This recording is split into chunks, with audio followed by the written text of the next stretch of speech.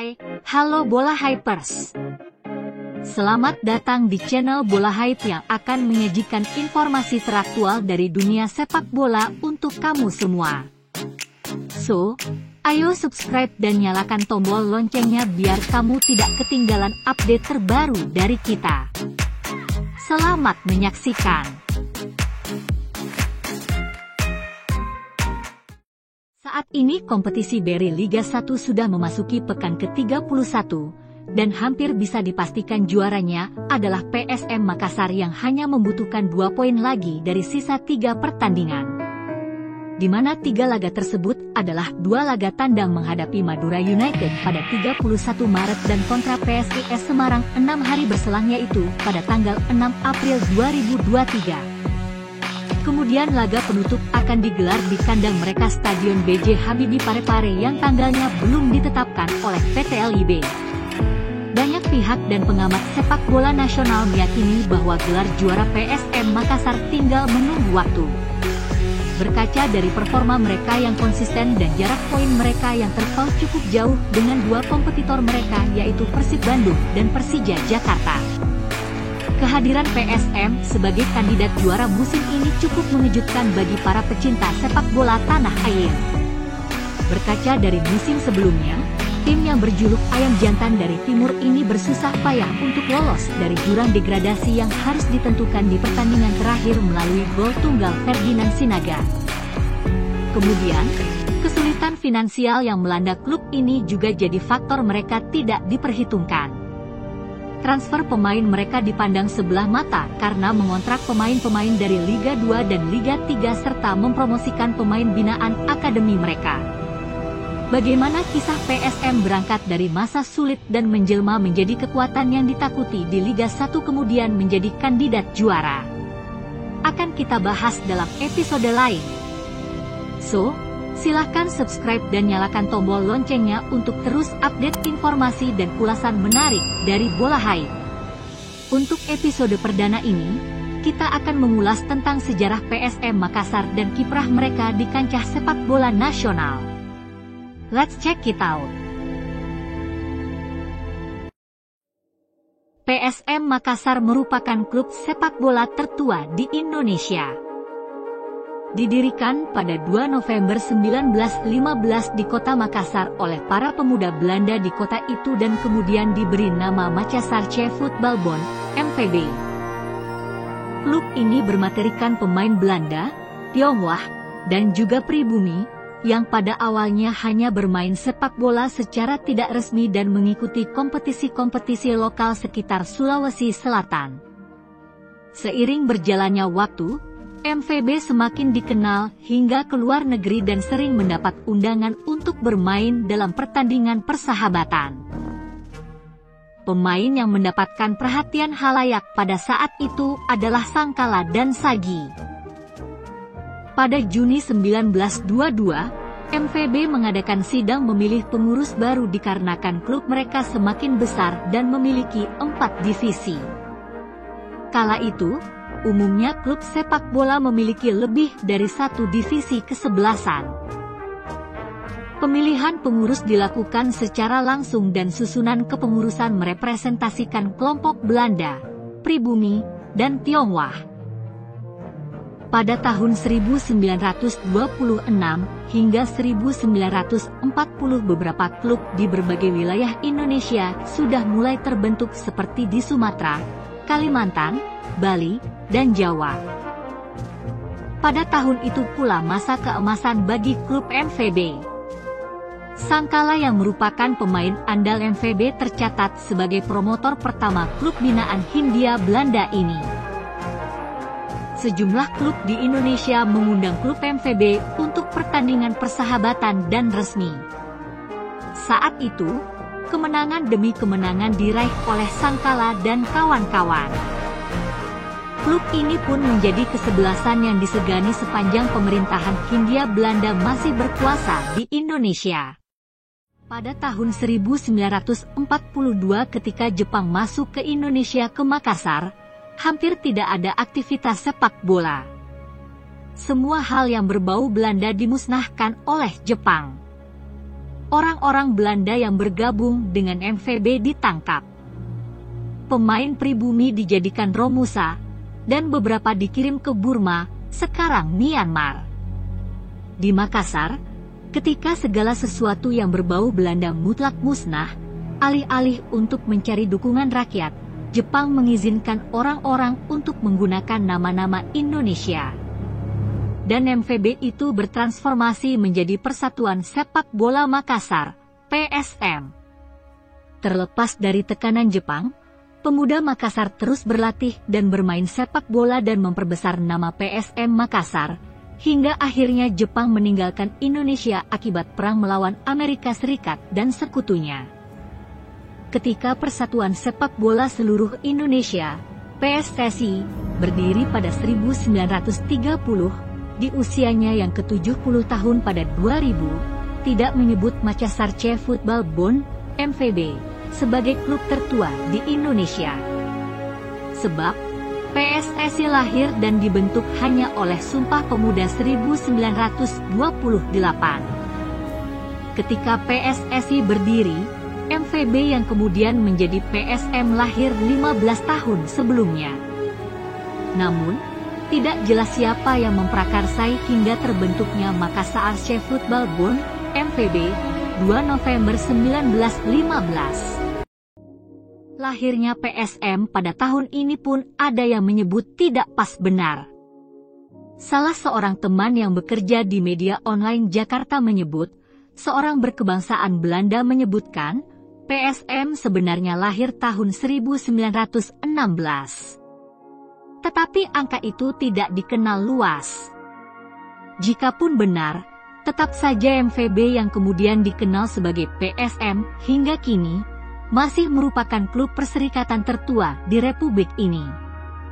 Dan, selalu diperingati 2 November 1915, tulis buku 1 abad PSM mengukir sejarah. Melihat kelahirannya, boleh jadi MVB bersama sejumlah bonden, klub yang ada di bawahnya telah lebih dahulu berkembang dan berprestasi secara lokal di Makassar.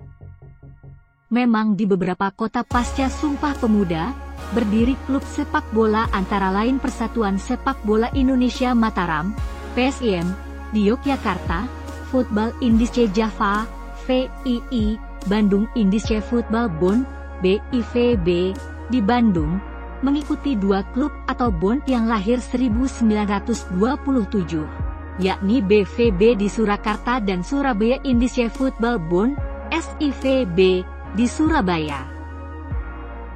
Dalam catatan ini, MVB sama sekali tidak termasuk di antara sejumlah bond yang lahir bersama-sama dengan bond-bond tersebut, meski MVB jauh lebih awal terbentuk di Makassar. PSSI lahir tahun 1930 yang merupakan produk dari wakil-wakil utusan 7 bond perintis, yaitu Jakarta, Bandung, Yogyakarta, Magelang, Surakarta, Madiun, dan Surabaya yang hadir dalam kongres yang dipimpin M. Daslan Adiwasito dari Yogyakarta. Kongres tersebut berlangsung di bawah suasana kekhawatiran, karena peserta memperkirakan sewaktu-waktu polisi Belanda, Politieke Inlichtingendienst, PID, yang dibentuk pada tahun 1916 muncul dan melarang pertemuan mereka.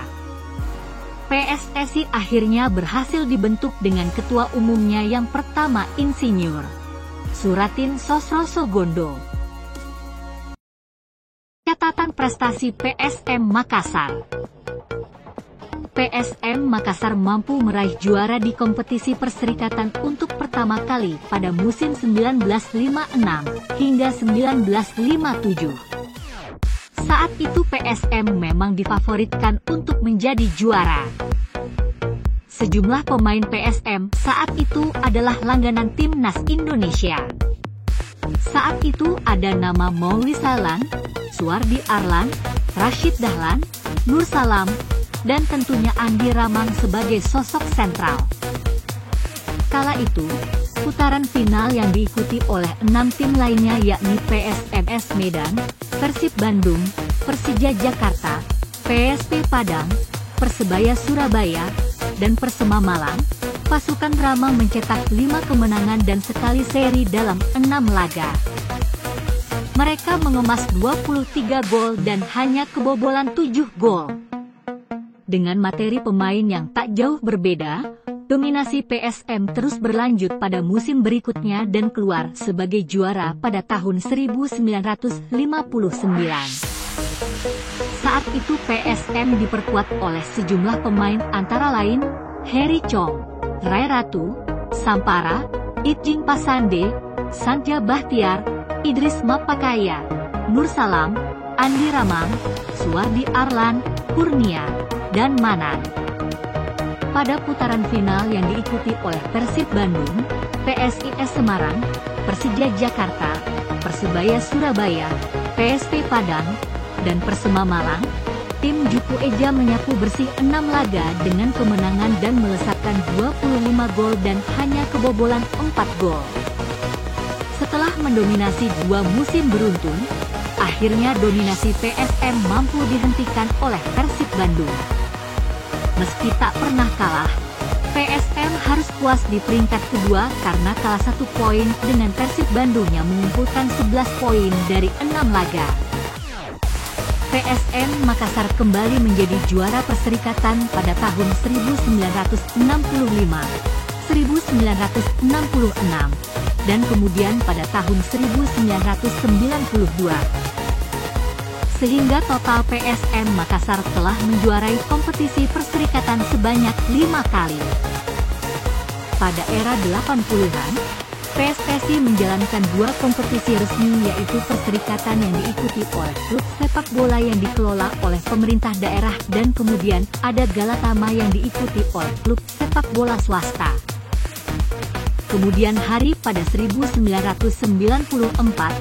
PSSI menyatukan kompetisi perserikatan dan Galatama dalam satu payung kompetisi dengan nama Liga Indonesia. Dalam era Liga Indonesia hingga saat ini, PSM selalu masuk jajaran tim papan atas. Hampir setiap musim PSM selalu diperhitungkan dan menjadi salah satu klub dengan prestasi paling stabil di Liga Indonesia. Namun, klub ini baru sekali merasakan juara yaitu pada musim kompetisi 1999 hingga 2000.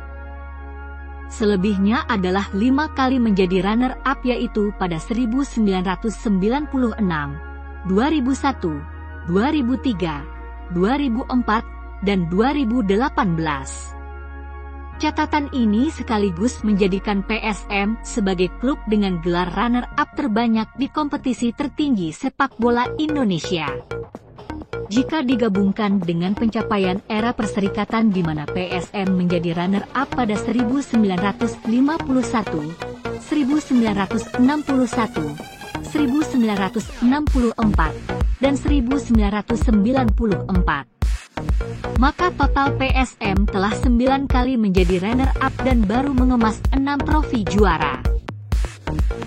Persebaya Surabaya adalah klub yang menyamai pencapaian PSM Makassar dengan 6 gelar juara, yaitu 4 kali di era perserikatan dan 2 kali di era Liga Indonesia.